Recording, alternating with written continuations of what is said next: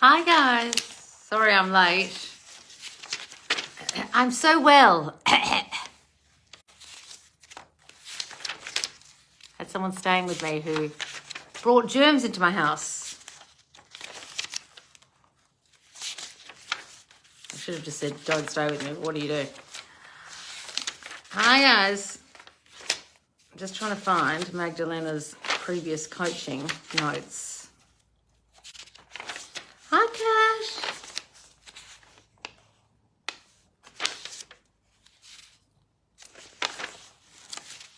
Where are they? Here they are.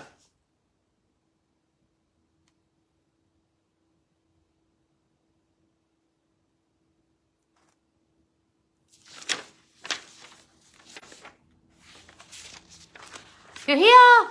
Yay! Well, Magdalena, you go first, darling, and then Thea. So, hang on. I'm sorry about my lack of energy, guys, honestly. First time watching it live. Oh, wonderful, Amy. It's a lovely, amazing laws. Oh, I don't feel so lovely today, but thanks, Jenna, darling. I just dosed myself off on a bit of coffee.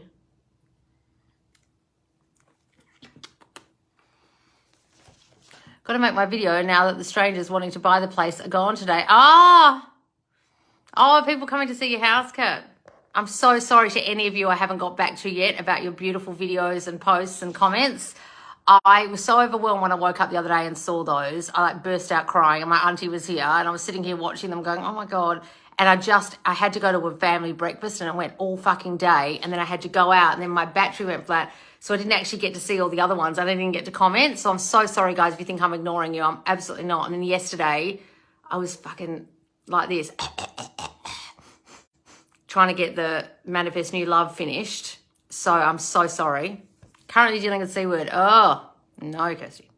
All right, Magdalena, you go first, darling, and then Thea will be second. Okay, so where's Magdalena? There you are. I'll add you first, darling. Just take away your request to join, Thea, so it doesn't sit there, because sometimes when it sits there, you have to go out of the live and come back again. It's really annoying. Yeah. Hi. Hello. Oh, my earpods. Hang on, I can't hear you. Wait a minute.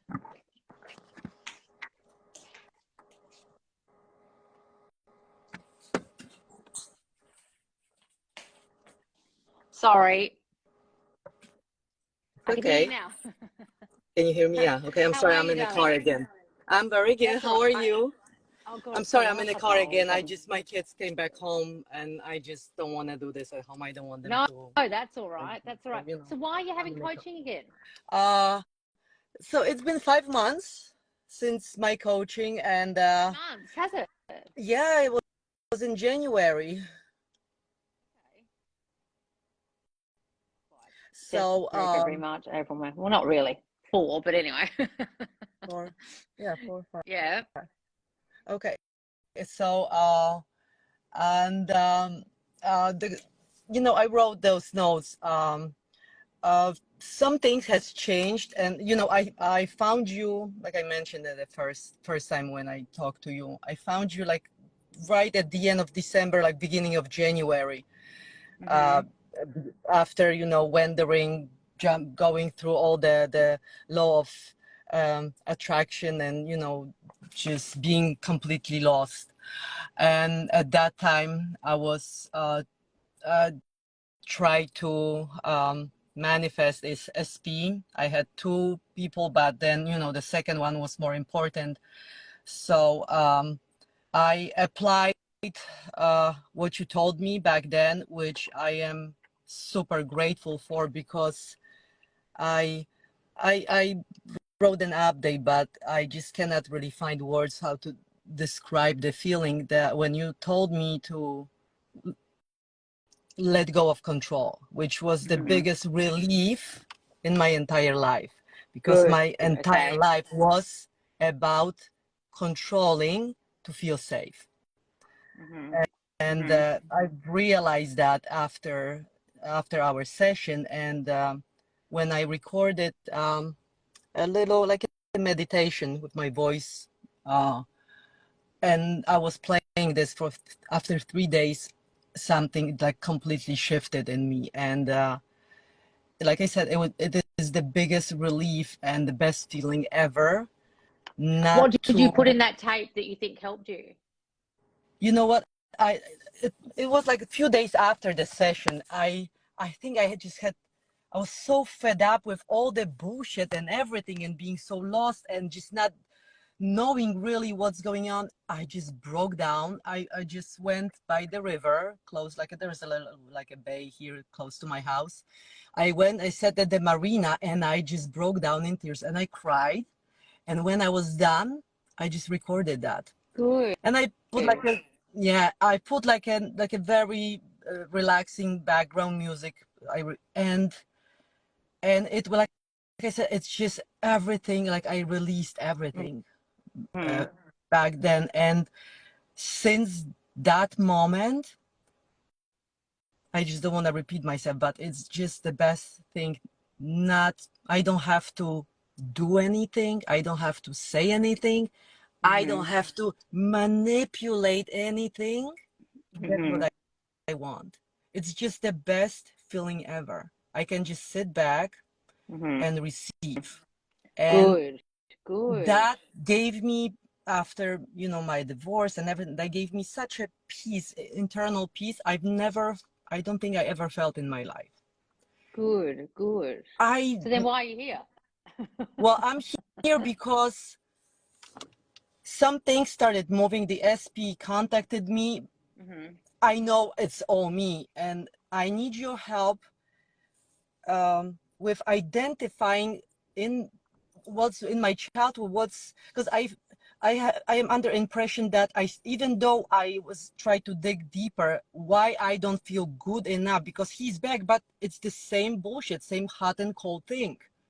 And I really stay on top of my thoughts.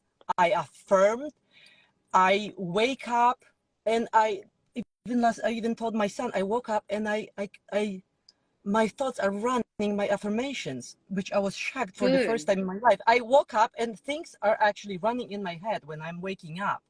So, but I still, I have moments, like, I'm so fed up with this, but then I quickly go back. No, I'm not doing this. I have to go. What are you fed up with? With the 3D. And I guess I still what's happening react. tell me what's actually happening in the 3D Because that you're fed up with. nothing is really, well, I don't want to affirm, but not there's, like I said, No, I have to know the, what's happening. well, we are back to the same thing, like hot and cold, like What do you most. mean hot and cold? He's just showing up, everything is like nice and perfect when we see each other, and then he disappears. So we had, for a little while, we had contact, we're texting, everything is fine, and then nothing. And I am not reaching out. I stopped that a long time ago, of reaching out, asking, or I'm not doing anything. I just sit back, I affirm, and I got to the point now that, you know what, I just shifted. Okay, I'm gonna concentrate on other things, and I just don't really, I don't know if I want that, and I want him, and I'm not so sure if I don't want him because I'm so fed up because it's been dragging for a year and a half and nothing is really happening, and I'm so fed up with this. But I also know, if I'm not gonna fix it, I'm gonna experience the same thing with another guy. So that's why But you also might have a really, really bad story about this guy. No, see, that's what I was thinking about it. We never had arguments. He never treated me badly. He never called me names. We never had any bad situations. He always treated me very well when we see each other or when we text or talk. I don't have any bad experience with him. He's very loving, very like protective, and when, like I said, when we see each other, we talk. He opened up. He about more that I was affirming for that, but still, it's just not to the extent I would like. And finally, I'm like, okay, am I reacting to 3D, or am I just like fed up with this? It's been too long. So, but like I said, I know there is something in me. Either I'm not feeling good enough to have it, or Mhm. it's just, is it not enough time? I just Well, start. look, I saw a quote yesterday that popped up on my Facebook from various Neville Goddard groups that I follow, just because they're on my Facebook. And there was this really great quote by Neville, and it's something that I think a lot of you forget. And it said, "You live in the end and be patient, and then it will show up in your 3D." A lot of you who have second coaching calls are missing the patient part, right? Because you're thinking, "I've done the work."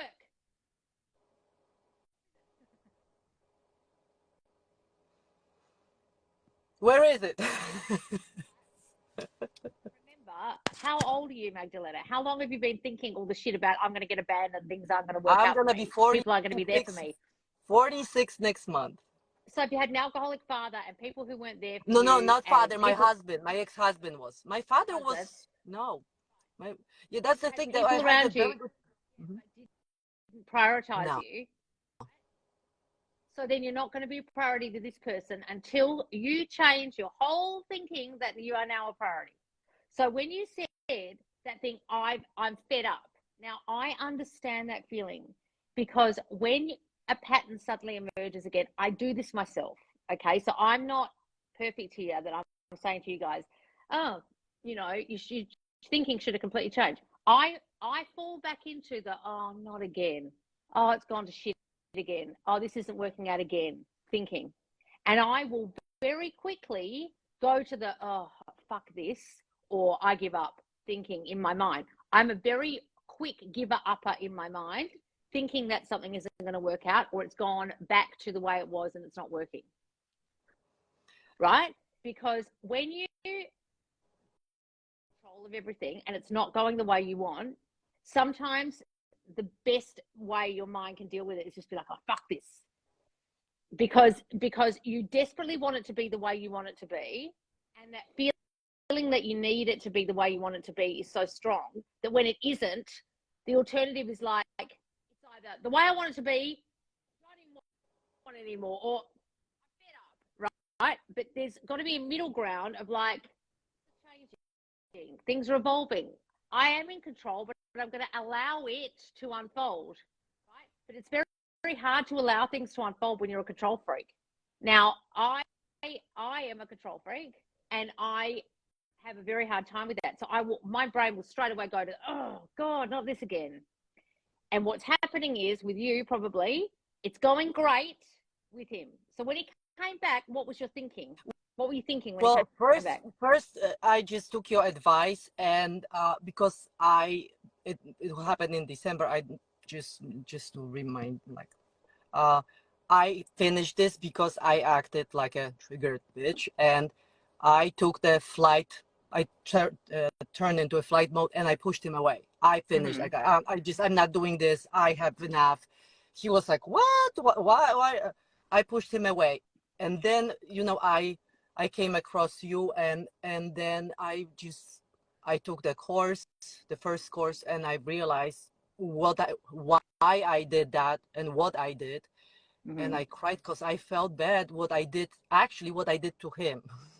Look, darling, I've done that so many times. I'm a huge pusher or awayer. I don't want to say that anymore, but you do it out of a place of wanting to feel safe, Yeah, and you're so scared of getting hurt that you think, if I push you away first, you're not going to hurt me. yeah, If I push you away first, you're not going to reject me. So I'll reject you first, and then I won't be hurt. Right? yeah. And then That's exactly what and then you happened. feel awful about it, and then you feel awful about it, and then you want to make up for it. I I felt, get that. I've done that so many but I took times. your advice, and I just in my head I said, oh, he doesn't really care about that, and he's just Good, it's whatever. He's gonna like move forward. He won't remember, like not even remember. He won't mention this good. because he's in love. And when he reached out, he like for New Year's, and then after that he reached out after we had that session. I think he reached out after a month, Mm-hmm. and he was fine. And so we started talking, and then we saw each other, and then second time we saw each other, and I mentioned something about like the December, how I did not go like straight into this, but I mentioned something, and he said like it didn't like that didn't even bother him. Like he just whatever. He Mm-hmm. doesn't even like remember. It was meaningless. Like what you Good. affirmed. Yeah, that's Yeah. what I affirmed, Right. that he just didn't, Mm-hmm. it was not important. So, Okay.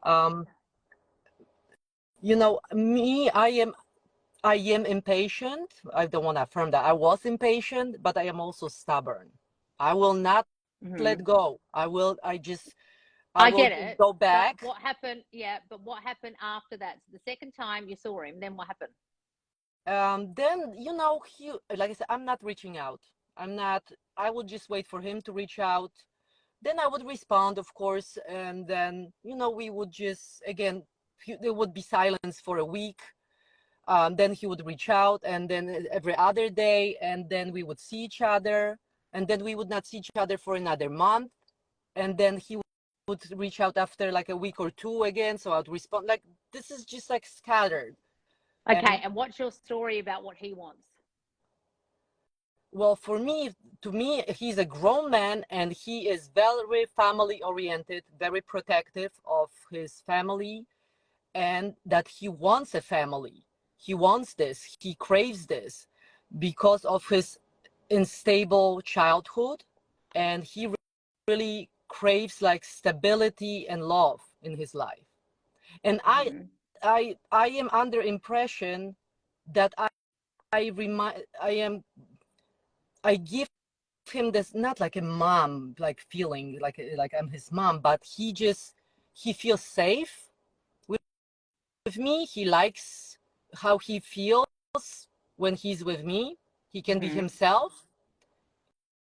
So I know to me, he is mature, very, very protective, and he wants to have a family. He doesn't want, like, he has kids, I have kids. It's not like about kids anymore, but just to have someone, to have a family like with me, because he's so Okay. But fed then up why with isn't all he? the same women that he had, same story that me, because he even, okay, it just came from me, but he voiced that out many times, that it's just, I'm just completely different of whatever he experienced before.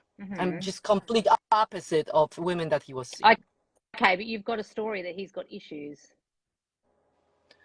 Um, Yeah, you do, because you said he had an unstable childhood. Why is that relevant to life? Who cares? well, no, you see, like, but I don't know if it's like a story. I know this, but I don't think it's really, because I accepted him the way he is. I don't No, really no, look no. at that. I'm not. That's not what I'm saying.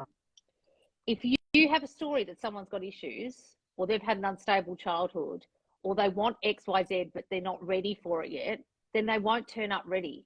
So you Well, can say all you like. Oh, he wants a family, and he has a relationship with me he's never had with any other woman. But if you've got a story, oh, but he's got some niggling issues, and he had an unstable childhood, and he can't love, or he's not emotionally available. I'm asking you, what's your real story about him? Because that's not the real story. This is the story I'm pretending to have, because when I'm manifesting, what are you really thinking? you know what? I'm gonna say what you say. Issues, smishes. He doesn't have any issues. That's what I say. No, no issues. No, I He just know, but wants to no, have that's he not wants what you're to be. thinking. No, no, no, that's not what you're thinking, Magdalena. You're telling me what you're trying to think. Great. I don't need to know that. I want to know what you're actually fucking thinking. Not what you're telling yourself to think. What do you actually really think about this guy? If you said in your mind right now, I why isn't think he that with me? he Give is me the answer. scared. Tell me the answer. Why isn't I he think with me? Why? he's scared of being in a relationship. So apparently it's all his fault, and he's got issues, and he's scared, and he's emotionally unavailable, or some fucking bullshit, which is what I just said. So you've got a story that he's scared. So why the fuck is he going to start a relationship with you and pursue you and initiate if he's scared?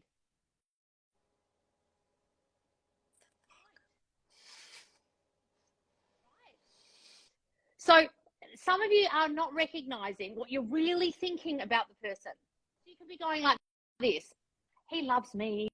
I'm the only girl he wants. He's never met a girl like me. He feels so safe with me. Right.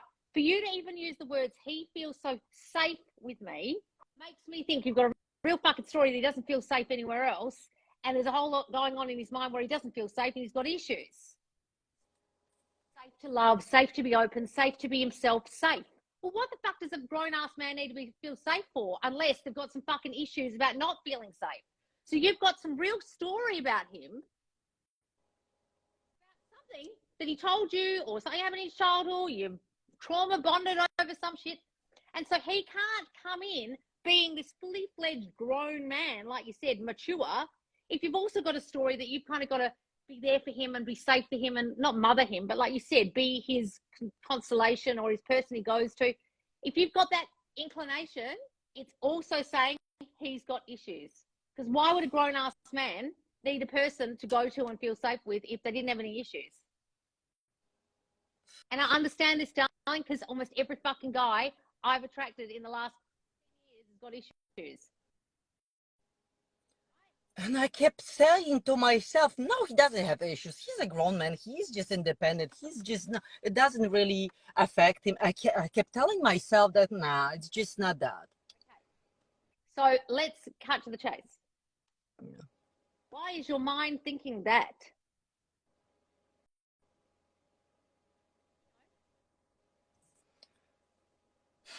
And I don't, Why does your mind just tell you certain things?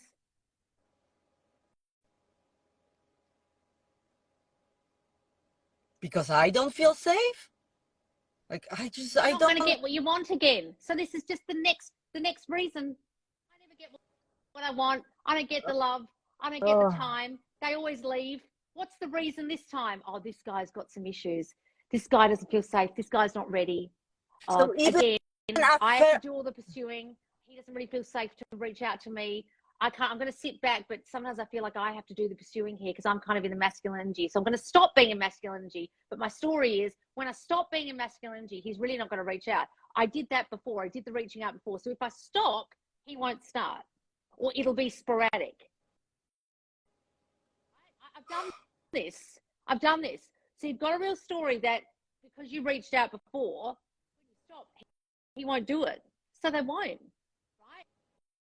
So all that is honestly, he could meet another girl tomorrow, Magdalena, and have no fucking issues at all, feel safe as hell, and you could meet her for a coffee and say to her, why is this so different with you? And she would say, what do you mean different? And you'd be like, oh, well, he didn't feel safe to love. He didn't really reach out to me. And he didn't really pursue me. And yeah, he was hot and cold. And she'd be like, it wasn't like that with me. and I've been affirming against that. I know. I've been but reprogramming myself. But it's the story that I don't get what I want, or I get left, or yet again, this won't work out. That's running the show here. So your mind is looking for reasons why it's not going to work out. Your mind is looking for reasons why you're going to be left. Your mind is looking for any fucking evidence to cling to that yet again, you will have to do the pursuing and be the person prioritizing them rather than the other way around. What was it like in your marriage? Dynamic in your marriage? Not being prioritized. Why aren't you not being prioritized now? So it's looking for evidence that you're not being prioritized again. To the priority. He's the priority. His time's the priority. His family's priority. His things priority. His issues. He's feeling. His work is priority. So all it's doing is you can have every fucking story in the world about his issues and blah, blah, blah. And another bitch could meet him tomorrow, Magdalena, and say, I never even heard about his childhood. What are you on about? I know that. There's nothing wrong with I know. it, right? I've watched Because enough of your context. I is, know. Yeah, your mind is looking for evidence that it's not going to work out, that you're not going to be the priority. So now you're not being prioritized with this guy, and he could be prioritizing someone else right behind your back right now, and you'll find out and go, how come he's prioritizing her? Right? But like I said, I've been affirming against that, and it's just really changing my thoughts about being priority, about getting what I want. I know, but guys, sometimes this is a shit fight. I tell you right now, there's something going on in my 3D right now where I'm like, this again. And I every now and again, I'm like, I thought I got over this. I thought I got past this kind of thinking. It's like your mind is so vigilant to get you back to the person it thinks you are that if you slightly let any thought slip in, it's not going to work out. You slightly let any thought slip in that they're not going to pursue me, you slightly let any thoughts in that you're not being prioritized, or they're going hot, they're going cold again, it'll go, yes, that's right. I told you. You're not going to be prioritized. This guy doesn't really want you. He's not going to pursue you. You have to do the pursuing. Yet again, this is going to work out. Told you. And then it's going to keep showing you and giving you all the reasons why that's true. You're going to be sitting there going, but I am a priority, and this and that. And it's like, nah, sorry, we snuck back in. We snuck back in because you let us. Because if you've got this constant story that you need to feel safe, it's going to try so fucking hard to keep you safe that it's going to give you the negative story of everything to keep you safe. Now, I know it's not keeping you safe. I know it's shitting you, and you're thinking, I'm a grown-ass woman. I don't need this. But it's so scared that it goes, just throwing all the shit at you. Here's all the reasons why it's not going to work out. And eventually you'll do this. Oh, I'm fed up. And it will go, good. You'll push them away, and it will go, great. We don't have to worry anymore. We're not going to get hurt now. Great. I'm at this point again, just to okay, I don't want to do this no more.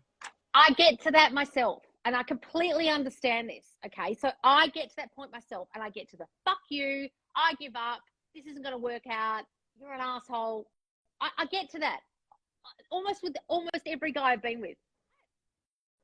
So, and then what happened then? What did you do after? You've got to fight that. You've got to realize that is your mind thinking, finally, we don't have to keep fighting. Great. We don't have to feel prioritized. We don't have to change. We could just go back to not being wanted. We could just go back to not being prioritized. We could just go back to the set point of not getting what we want. It's so much easier, right? But now when I changed a lot, I changed my assumption. It does not really feel comfortable at the place where I was. It doesn't. But look, it's a shit fight of going back to the old you. It's like people going on the Biggest Loser and shows like that. They've been obese for most of their lives. They go on the show and they do the diet and they do the exercise and then they leave the show. Right? And they go back to their real life, and real things are coming in, and the 3Ds in front of them, and there's cakes and there's going out and there's drinking and there's, you know, they have to force themselves to go to the gym, and they've got to be the ones to be vigilant to go, no, I'm the girl that was on The Biggest Loser. I'm that girl with that new mindset. Go back home. You're back in familiar territory, and your mind goes back to the old thinking. And most of those people are fat again because it's so much easier to go back to the old you. To keep going with the new mindset is a fucking shit fight. It is. I know that I shouldn't be saying that. I know that I should be saying to all of you, this is so easy to step into the state. Bing! Well, I'm sorry to those people who can step into the fucking state, but maybe they didn't have traumatic childhoods. Maybe they didn't move countries. Maybe they didn't have relationships with an alcoholic. Maybe they didn't have any trauma. Good for those fucking people. The rest of us have a shitty mind that is constantly trying to keep us safe. But see, I had a beautiful childhood and no trauma, nothing except that my father went to work. Other than that, I had beautiful childhood, and that's what's happening to me. Very, very strong. You will leave me story. Yeah, because of my dad. I know that because of you. I know, but darling, you've got to understand. It doesn't matter if your dad was the greatest dad in the world. If he wasn't physically there, he was prioritizing his work over you, wasn't he? Yeah. So, you know, I tried to talk to myself about that, but he came back and it was fine. And you know what, when I backtracked in my life, when I was doing this, when I did not know about manifesting before, I did that with my marriage, because I was dating my boyfriend back then. We split up for a year. We saw each other once in a while and then I had enough. I completely, like after 8 months, I cut everything, all the contact with him. I told him I don't want to see him again, nothing. And then 3 months later, he contacted me and I was fine. I was okay. And I was not supposed to, but I picked up the phone. I picked up the phone and 7 days later, we got married. And we've been married for 17 years. But why were you fed up? Because of this hot and cold, he would come back, we would be intimate, and then he would disappear. He would just doing the same thing. He was doing the same thing. So you've got a really strong story that the men in your life aren't there for you. Yeah, the but men then in your life the other don't. they come back. No. It doesn't matter if they come back. Your dad used to come back from work, didn't he? He didn't He stay came back from at work for and 20. then, yeah. Yeah, I know, but he was there. He wasn't there 24 hours a day. He'd come back, then he'd go. He'd come back, then he'd go. So the familiar feeling for your mind is a man can love you all they like, but they're not going to give you all their time. You're not going to get 100% of their time. You just never will, right?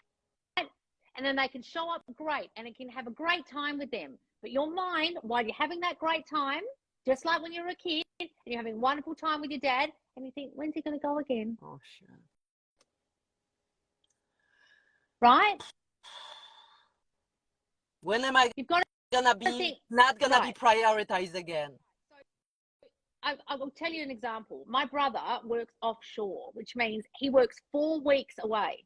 And his fiance and him have been together, I think, 6 years now. And she's the only girl he's had a relationship with who's been able to handle it. Most girls can't handle it because he's there for 4 weeks. They have a great time. Gone. And most girls after a year are like, I can't do this. I need you here full time.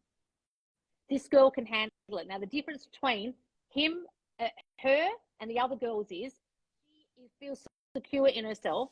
She has her own life, and she's not thinking it means anything that he's gone away. It doesn't mean he doesn't love her. It doesn't mean he doesn't want her. She's safe and secure in the relationship that when he's away or doing work or blah, blah, blah, she has a story that doesn't mean anything to do with her, right?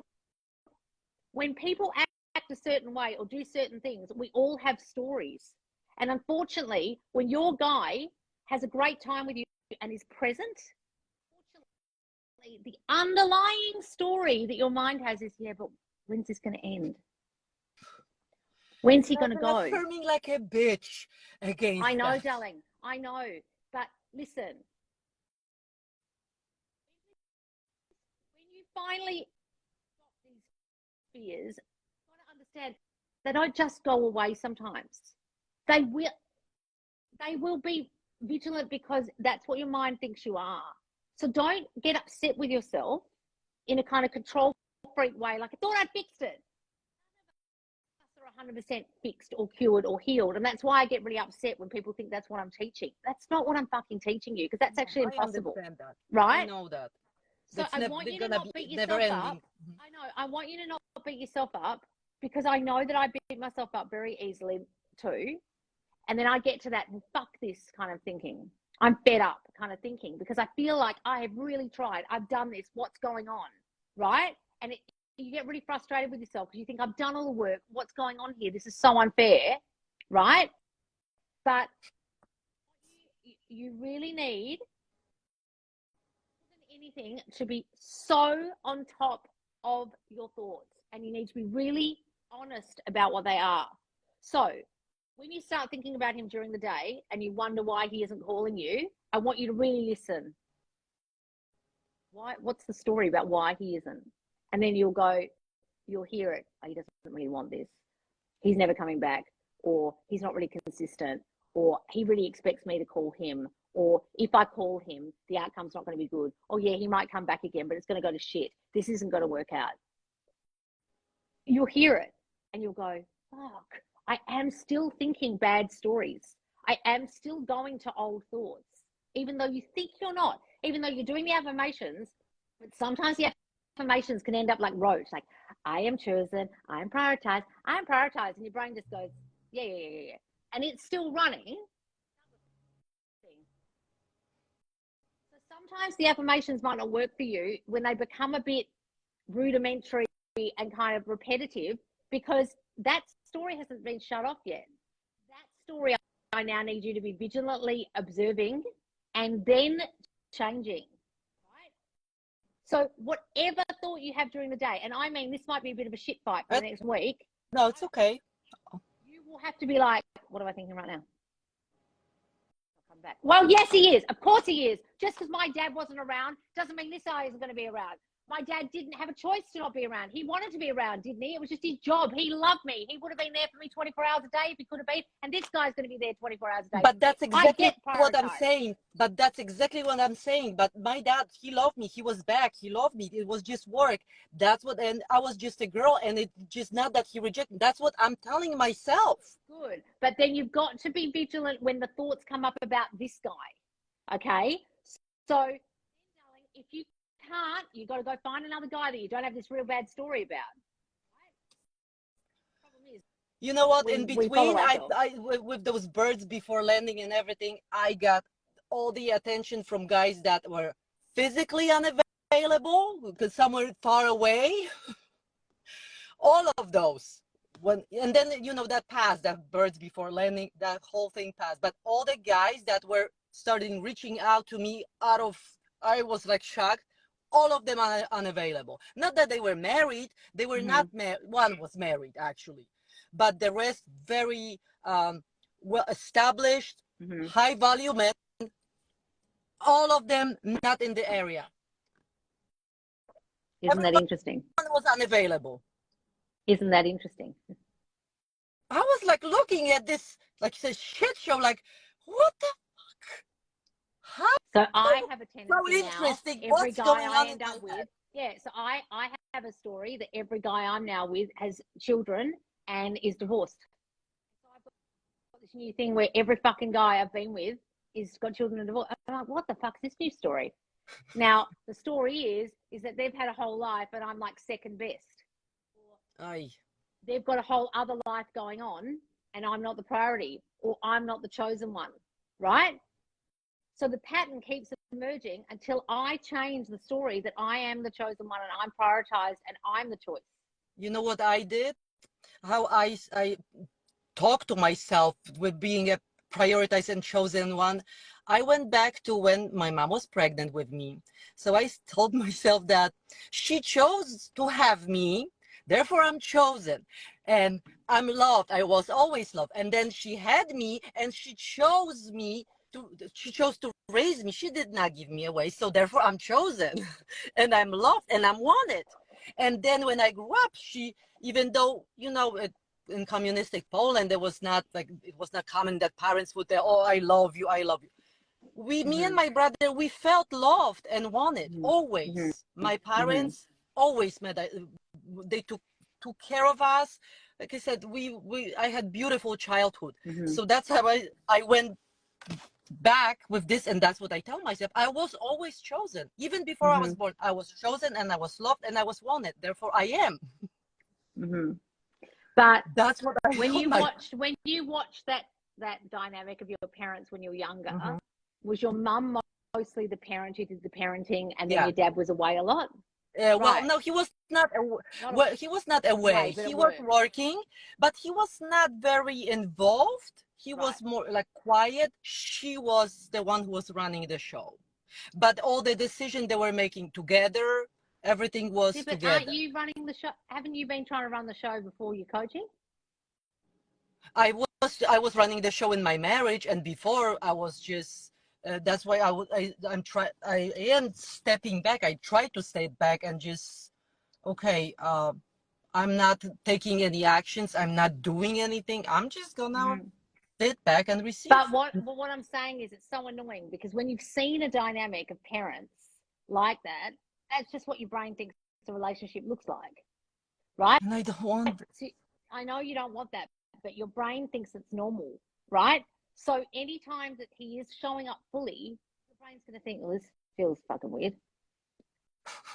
And then it's going to go, isn't he going to go soon? He's going to leave soon. He won't be around a lot. He might like you, but he won't give you time, right? So then you don't get the time. So I want you to really focus on, he gives me all his time. He gives me so much attention. I am given the attention, right? But I want you, more than just affirming during the day and affirming for you, I just want you, just for this week, stop all the affirmations, just for a week, and listen to your brain and be like, what am I thinking right now about the situation? Write it down. He isn't coming back. He won't initiate. I have to do all the work. Maybe this isn't ever going to work out. Then you go, fuck. Right? Because that's the stuff you're not hearing. Because sometimes when we're doing the affirmations, like icing, we're doing the icing. Yeah. But unfortunately, there's all this shit underneath that we're not observing. I just want you to be observant for a week, right? And even if it scares the shit out of you when you read it, be like, oh no, look what I'm thinking about this guy. Right? Because I have had to do it recently for myself because I've been in a very similar situation. And I'm like, I can't believe this is happening again. And I'm like, hang on, but what's the story I've got always? The story I've got always is that I won't be chosen. So how is this connected to I won't be chosen?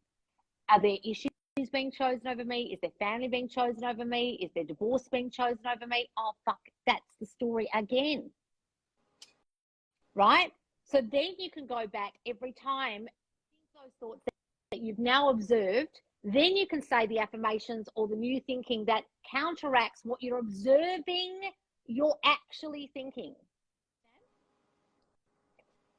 So maybe, look, let's do this exercise, Magdalena, because I know you gave us a 2-week update last time. Mm-hmm. Why don't you, for the next 2 weeks, I don't want you to affirm at all. You can do it and just observe. Down. Like, me. Right? Well, do you have any idea how long it took me to get to a habit of constantly affirming wherever I go, whatever I do? But I need you to, it's like we're in a recording studio, okay? And we're trying to record a song. There's a noise disturbing the song, and the recording person's going, have you ever been in the studio? I don't know, guys, have you ever been in the recording studio? And you can't, and someone's hearing a noise and they're going, there's a buzzing. Whose phone's on? And everyone's going, no, and the person's trying to sing. And la la la la, and the music's playing, and there's one person going, guys, quiet, and they're trying to hear. Coming from. And then someone will realise it's a fridge in the kitchen, 2 rooms away, buzzing, and it's fucking the whole song up. Someone had to stop everything to really listen to hear the buzzing noise and where it was coming from. I just want you to listen for 2 weeks and be like, then you've heard it, then you can turn the fridge off. You have to hear it. Because I don't think you're hearing it because you're trying to do all the things and you're not actually observing what you're really, truly in the back of your mind thinking. And that's what you need to change. Now, you can still affirm and stuff, but hear what you're really thinking if you're trying to affirm. And then you can go back to the affirming and all that stuff. Once you've got the story that you're saying, then the affirmations will have more weight because then you're counteracting that shitty fucking story that you've suddenly observed. I can connect that. You can connect it and go, no, of course he prioritizes me. I am always prioritized. No, he's not going anywhere and I don't have to make the effort because I don't have to make effort. People make effort for me. They make time for me. When I am loved, I get your time. And then allow it to just, the next 2 weeks, instead of trying to control those thoughts, just let them come out. Like pus coming out of a pimple. Be like, what is it I'm thinking? And just let it be. Of myself, of what's gonna I know, but that's what control freaks do, darling. We go, we're doing the work, we're doing this, we're doing that, and sometimes we'll do avoidance. Like I'm very good at doing avoidance, and I won't even hear the thinking. And if I really am truly observant, I'll hear it and go, fuck, I'm still thinking it. Fuck me, right? So that's what I want you to do.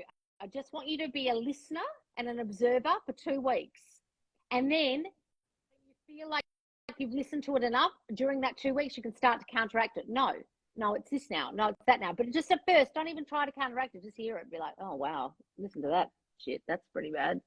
Let me write that down. Even put it in the notes in your phone or record it. Well, that's what I was about to say today before. Yeah, that's what I was about to say today before the sessions, like 2 or 3 hours before. I was thinking about, because I tried that to write down all the thoughts, but then things run so fast, I just keep forgetting. No, then just do it in your so phone. That's what was thinking maybe I'm I'll just lay down just and record. record. Just go to your notes and record, or go into your camera and just record a video of you talking. That's what I or exactly a was voice memo, thinking today. right? And then be like, I'm thinking he doesn't want me. I'm thinking blah, blah, blah. What I'm thinking is I don't get prioritized. What I'm thinking is no one gives me their time. What I'm thinking is I have to do all the work. What I'm thinking is That's fuck. And then you what I was. listen That's back exactly and be like, the oh, idea shit. I had before. Oh, look, some of us don't do scripting. Look, I'm not a big scripter. Me- I'm more of a record myself talking and listen back to myself, right? I prefer that. So I'm not into scripting. do whatever helps you, darling. And then you can start going, okay, what's the opposite of this thought? Now I'm going to say that. And yeah, I'll still do my affirmations and stuff after that, but I just need you to be an observer and then be a little bit patient with your mind and realize, okay, this is a really old story and I'm not going to change it in a week, but I just need to listen for this week and the next week to really know what it is so I can change it. You know what I mean? So when I affirm, I can actually connect it. It's like going to a hospital and they don't know what's wrong with you, so they have to diagnose you first. You're not diagnosing yourself. You're kind of just doing all the medicine, but you don't know if which medicine's helping. I'll give you some antibiotics, Correct. I'll give you some steroids, I'll give you this, that. Is it helping? And your body's going, so this isn't suiting any of this. That's why I get This isn't helping us. scattered things. Although Right, like yeah. in my life, all the here and there, I have things improving. Yeah, you're right. It's just I get all the medications, but and I don't know which one helps. Yeah. That's why I get. So what I want you to do is I really want you to be vigilant. And the problem is when it's someone you really care about, this is the strongest story. It won't be strong with family necessarily. It won't be strong with friends or work or the new guys who come along. But with this particular guy, because you care so much, it'll still be there. Yeah, because so the SP number 1 that I had, he just tells me everything that I want to hear. And he's acting. The one that was just awful now is just, he's like a lamb.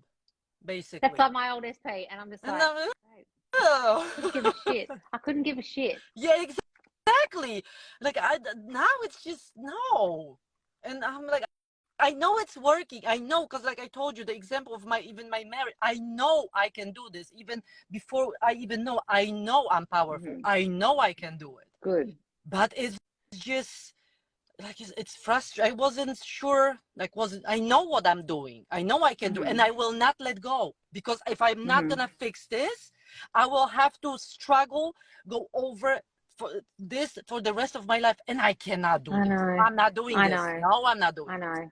I have so, to darling, look, just nail this. Have two elements going here: the patience part of it, the observing part of it.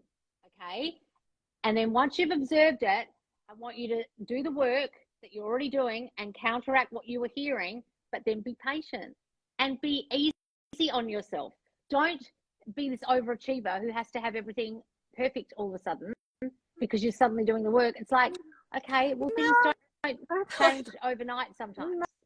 No, like I said, since I'm relaxed, I sit back. I don't really. Nah, everything is gonna be fine. Like I said, it's funny, another thing that I observed, I was always saying to people that I was lucky. I was always surrounded by good people. I was always lucky.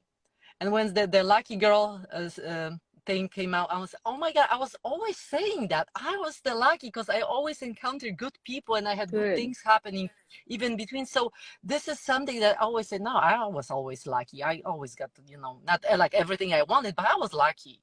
So I was fortunate and lucky. But actually, now, what did you just say? Because this is interesting what you just said. Yes, my mum always said she was practically a single mum. My mum used to say that too.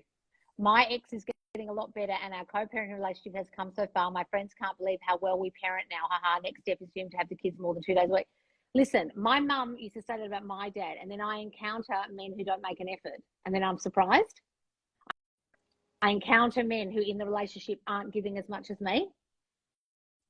That's what I observed in my parents' relationship, right? So if you observed, Magdalena, a person who wasn't physically present a lot. Well, he was there, but he was on the couch watching TV. Like, he was not involved when he was. And that isn't present. It's the same feeling that a child has when a person's an alcoholic and they are in the same room and they feel like they're being ignored. They feel like the person's not even there. They're in their own little world. I used to say to my old boyfriend, who was an alcoholic, I feel like you're in your own little world here, and I'm just sitting on the couch with you, and I'm not in that world you're in. And he was like, what? And I'd be like, I'm not, I don't know what world you're in right now, but I'm not included in it. Right? And if you had a relationship with a person like that, that's a very familiar feeling. Doesn't mean your parents had to be alcoholics. It just means you have a familiar feeling of the person is there, but they're not really there. Right? And now So the priority is just, it's not me, it's work and other stuff. Right. And other things. And Me. sometimes it'll be their issues. It doesn't have to be that they're a workaholic. It doesn't have to be that they've got families or children. It's even their own issues are prioritized over yours, prioritized over your time, prioritized over your relationship, prioritized over anything but you. Right? So be observant. Be frustrated.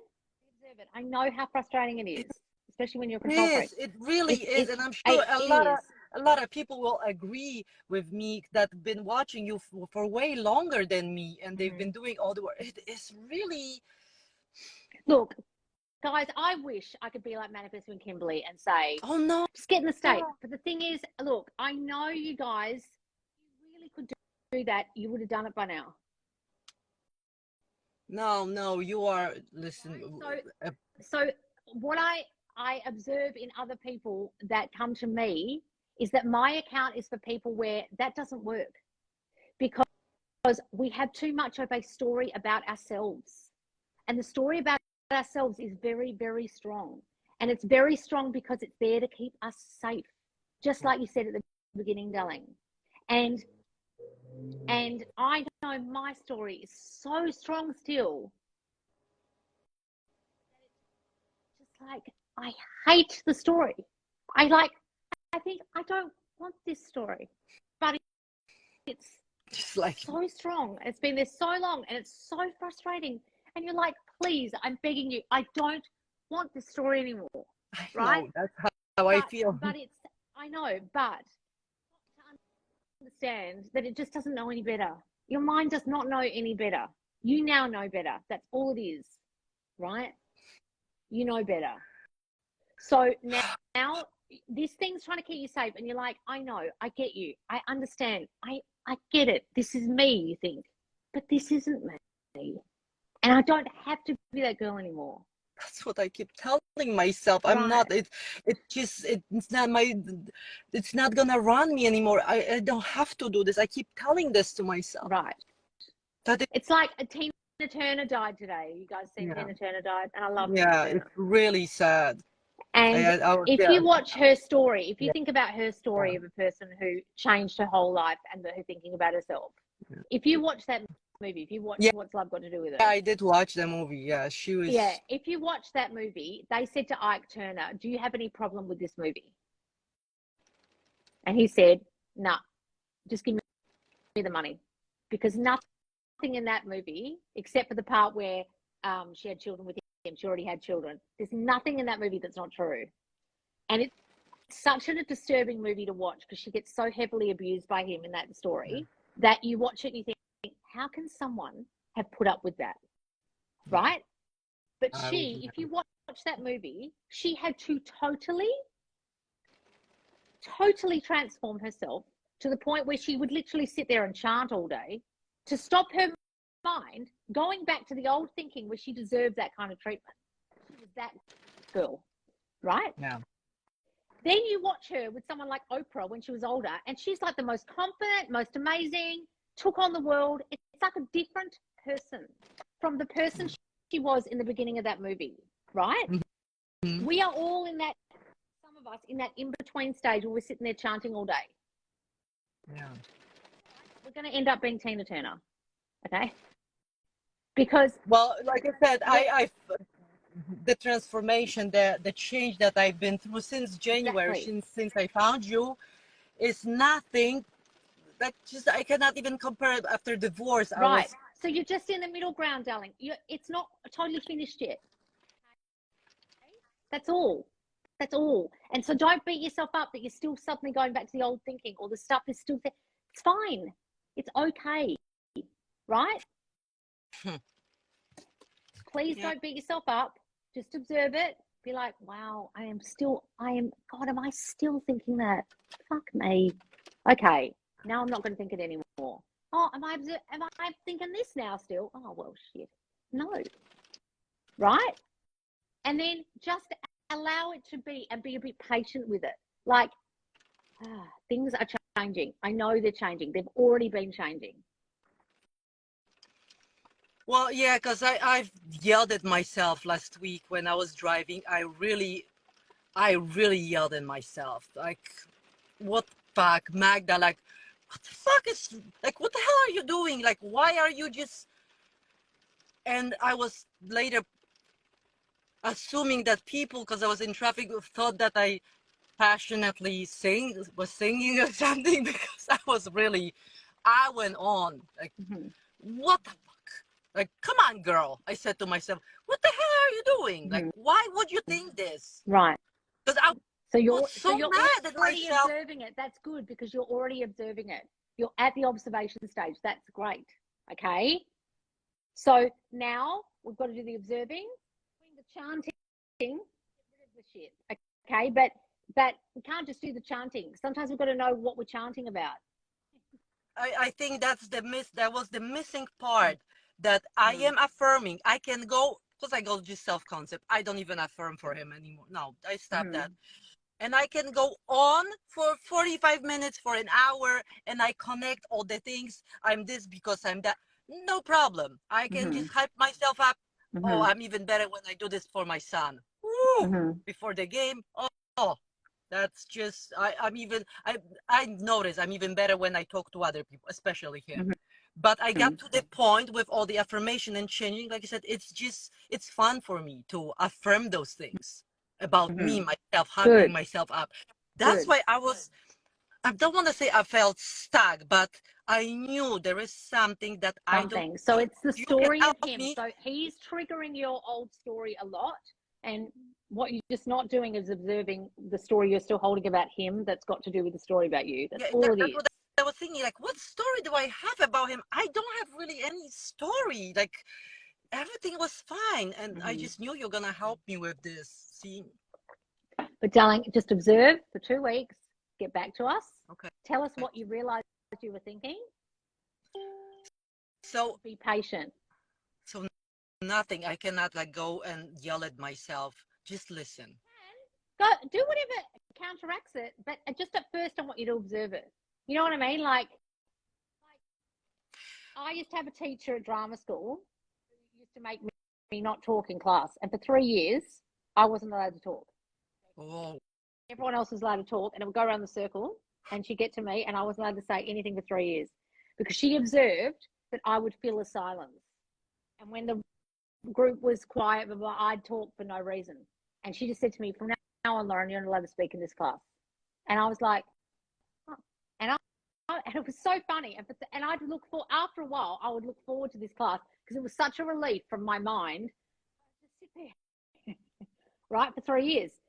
Sometimes we've got to get to that point where, like, I would listen to my thinking, and I would listen to everyone else, and I'd observe everyone else, and it was such a relief.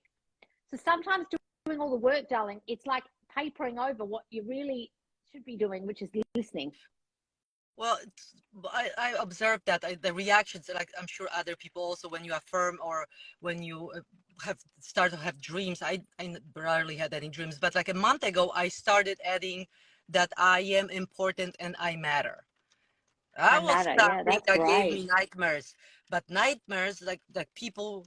I watch your old lives. Sometimes I record like little screen record things, just sometimes even for entertainment, because but those two things when I started affirming gave me nightmares.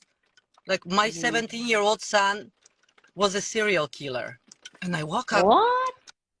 And then that I stole some drugs for $60 million, and someone put a gun to my head, and if I'm not gonna return the money in 5 days, I'm gonna die. That was the next night. I'm like, fuck. Okay. Your mind will do anything to stop you thinking this new thinking. Yeah, because I rarely have dreams, and then if I have them, they are super weird. But those, and And my poor son has 2 jobs. He goes to school. He's about to graduate. And I'm like, okay, there is something really going on in my head when I started affirming that I matter. I am important. Yeah, there was something going on. So, and I think really concentrate on that, because matter and not being prioritized go together. yeah. Because when you don't get prioritized, you feel like you don't matter.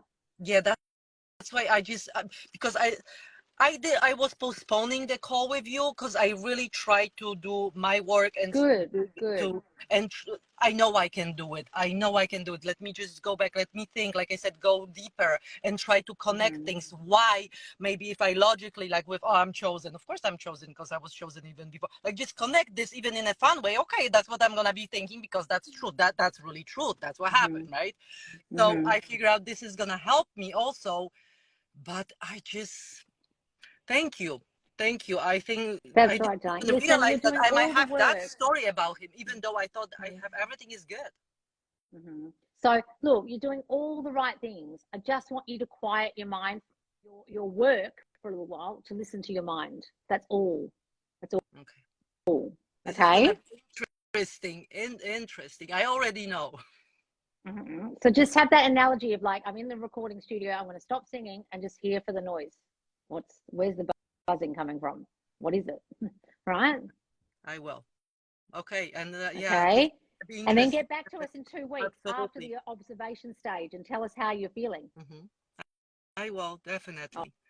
Definitely. I will. I think it's gonna Okay. help me connect with other areas of my life because I know not Good. feeling chosen good enough, not only with SP, but it also then opens door to other areas, which are moving, but you know.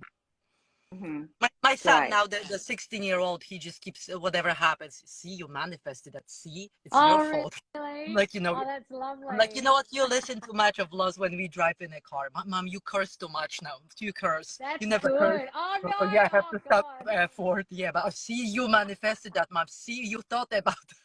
Wow. He blames Well, you're everything on me teaching now. him young. That's good. Yeah, he knows it works, but he's still 16. But yeah, he's just using this against me now.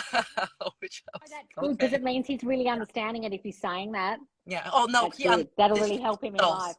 And I keep telling him. So Oh, thank you so much. good. That's all right, darling. I appreciate all your help Well, listen, and everything darling, I'm that just you so do. thrilled that you've done so much work already. Be I proud am of yourself. I am proud of myself. I am very happy because, like I said, since January, internally, I did not feel so peaceful since I think childhood.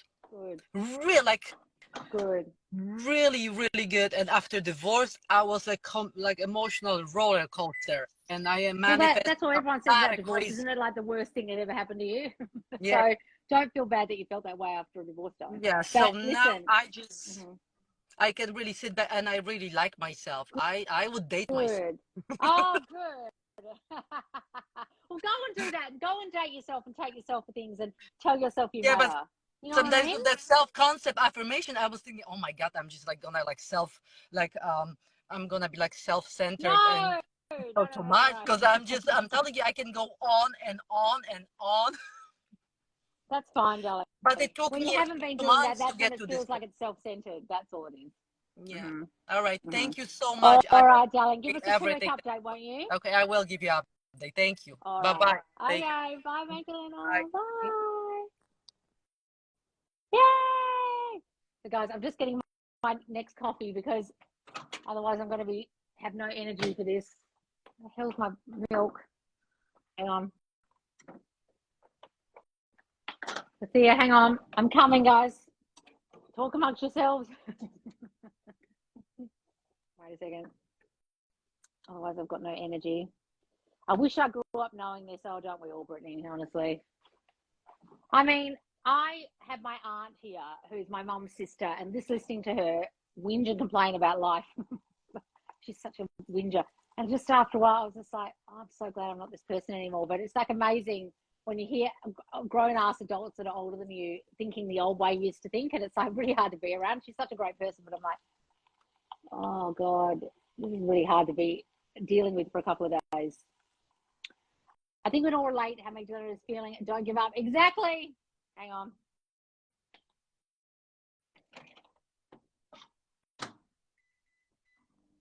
have to plug my phone in a second as well, looking like it's low on bats. I would date me too. I'm the best. Oh, that's wonderful. I have my 9-year-old son saying affirmations daily. I find it even more important with him being autistic. Oh, that's lovely, Christy. Oh, how great.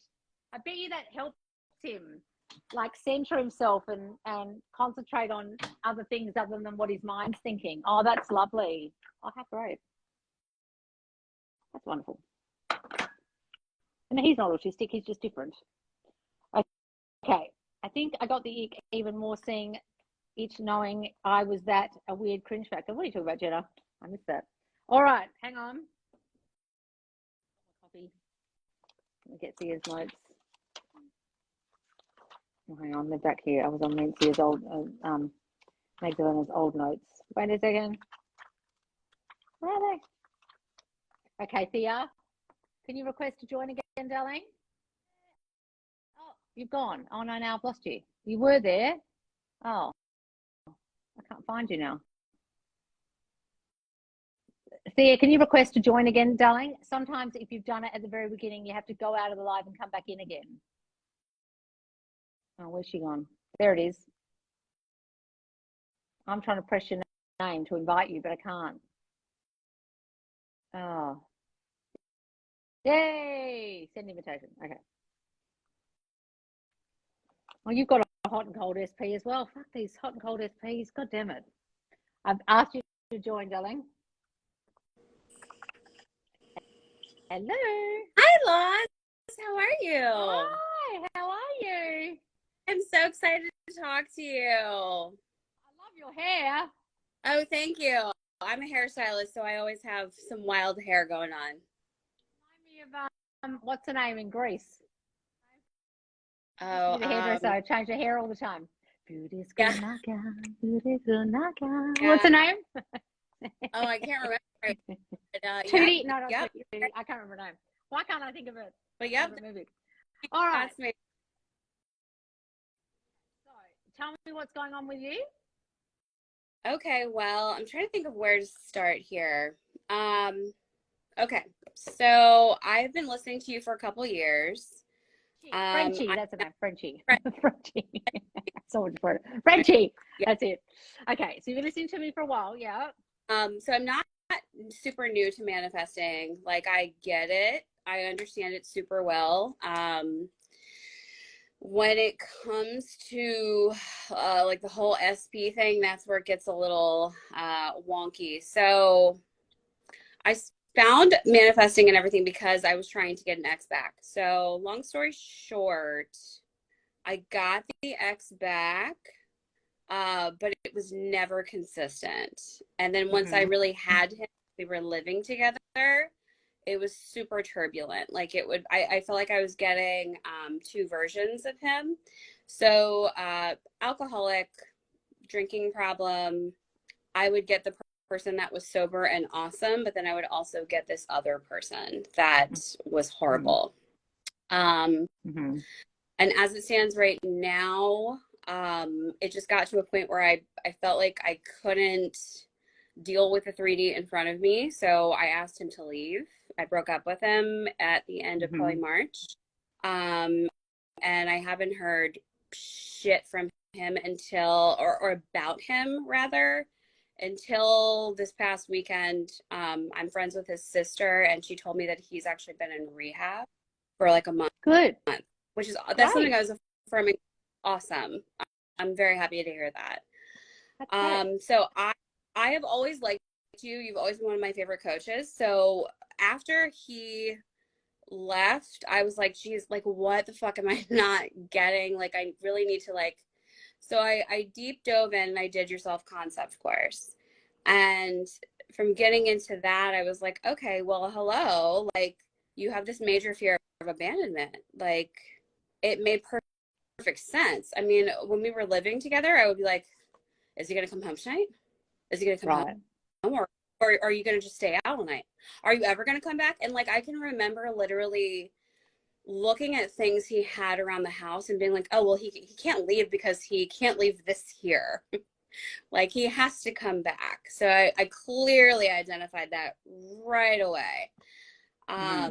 So I started from there. The affirmations that were assigned to the fears that I had identified with, I recorded them in my own voice, and I do it with a sleep Good. tape every night. So when I started doing that, what happened was very interesting. So I started that probably about a month ago, and I had an old boyfriend of mine who was the first, and I want to say that this must have had some kind of impact on what happened with my current SB, because this is well before I knew about the law or anything, but this was my boyfriend through like my 20s, big drunk, horrible, mean, nasty. We have been broken up for years. I have not heard from him. I have had him blocked on everything.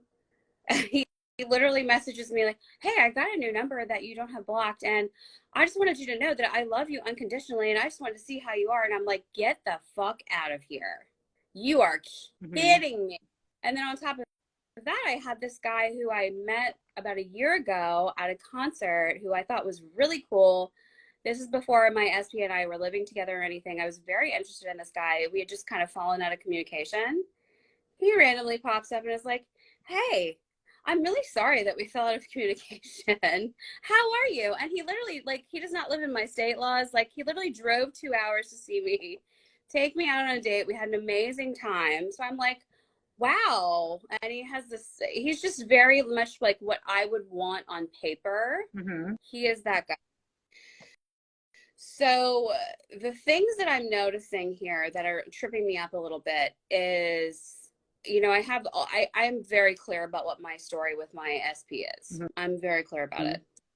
This new guy that came in that I'm like, holy shit, wow, because I totally get why he's here. Like, I understand why he's popping back up. Amazing time with him, and then it's like the same pattern of like nothing. Like radio silence. And then I'm like, okay. Then he popped, you know, it's like if you were looking at like a heart monitor, it's like flat line, and then, oh, he texted you. And no, he didn't, nothing. So So that guy's back in your life now, that guy that you had the good day with and lives far away. Yeah. So which guy do you want more, your ex back or this guy? That's a good question. I don't know, because now I have the information literally Saturday. So this is the thing with my original SP. What information? What information? That he was in rehab. I just found out. Why does because before that make a difference? Why does that make a difference? Because I had no info about him since, because I asked him to leave. We were living together. I asked him to leave end of March, I want to say. So why since did you then, ask him to leave? What instigated that discussion? It got so volatile, and I know that it's a product of my thinking, because the thing that happened with that SP, so I had a boyfriend before, the one that I told you popped up and was like, hey, how are you, blah, blah, blah. Horrible drunk, mean asshole, okay? We're going to call him SP1. SP1, I've known since I was a kid. I've known him a long time. He like resurfaced as we were. I love him a lot. Like, we went through a pattern of hot and cold, but he was never nasty. And then at a certain point, like, a switch flipped, and he was horrible to me when he was drinking. I mean, nightmarishly, not necessarily physical, but verbally just awful. And I would get to a point where I'd be like, okay, like, I found it hard. I couldn't deal with the 3D in front of me with it. Like, it just got to the point where I was like I had to move. Like, I literally, like, so much ruckus was caused where I was living from that situation that I literally moved to a new place. And are you talking about the current, the newer SP? You're talking about the original one, the SP1? This is the one. SP1. Right, okay. I literally had to move because of, like, the antics and shit that would ensue when he was drinking. So I was in this new place, and I had a friend over who he had never met before, and I had taken his key from him in the middle of the week because he was just being a dick. And he came in, I mean, just banging on the door, was a total asshole to my friend. And I was like, all right, enough. You can't do that here. Like, this is our living situation, and you fucked up the last one. You're not doing it again. So I just was like, you have to go. You're out. Like, I can't deal with this in front of you. Yeah, you got to go. So he left, and I haven't heard shit from him since or about him. I did creep on his social media a little bit, which blew up in my face as it should and would. Um, and aside from that, I didn't know anything about him. I'm friends with his sister, but his sister hasn't really talked to him. She has him blocked on a lot of things too, just because of how he acts. And talking to her this weekend, she's like, "Oh, I wanted to let you know that he's been in rehab for about a month." And I was like, "Oh, well, that's wonderful." That was something I was affirming for. Like, I wanted him to get help drinking and just get it sorted. Before I moved to the place I'm in now, he was in rehab then, and I had really, really affirmed for it very hardly. And then he came home. We were living in our old place and was like, "I'm going to go to rehab." And I was like, "Holy shit." It's like, wow, that worked. So it's like, I feel like this, like, I felt like I would get what I wanted and it was good, but I couldn't sustain it. Like, it would eventually blow up. Like, I got exactly what I wanted. The first few weeks when he came home from rehab, I was like, oh, there's my new story. There's my guy. What I've been for, this is what I've been thinking. Awesome. But then just like slowly but surely it just trickles, and then it just snowballed. So this is the first guy you had a relationship with. He went to rehab twice, and then now and then now there's another one, and he's now gone to rehab, and you've discovered he's gone to rehab. These are two different people. The same person. So the rehab guy is one. Right. Look, the thing is, we've been talking now for 10 minutes, and all I've heard about is SPs. I couldn't care less, right? If I were a friend who just met you and you were telling me these stories and I was sitting with another friend of yours who knew you really well, I'd say to you, why did you stay with these guys? Yeah. Like, anyone standing outside of these stories goes, I couldn't give a shit about these guys. Why am I hearing all about the guys for the last 10 minutes? Why were you with these guys? Why'd you stay? Yeah. So why did you stay? Well, with the SP that's in rehab, I felt like I worked so hard to manifest him in that I felt I could figure this out and sustain it. No, that's not the reason. What's the reason to do with you? Try and give me the answer without mentioning him. It's because it was easier for me to deal with it than be by myself. Right.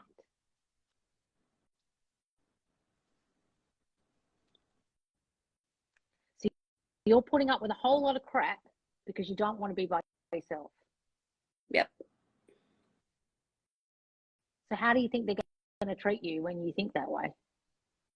Not great. I mean, clearly not great. Right.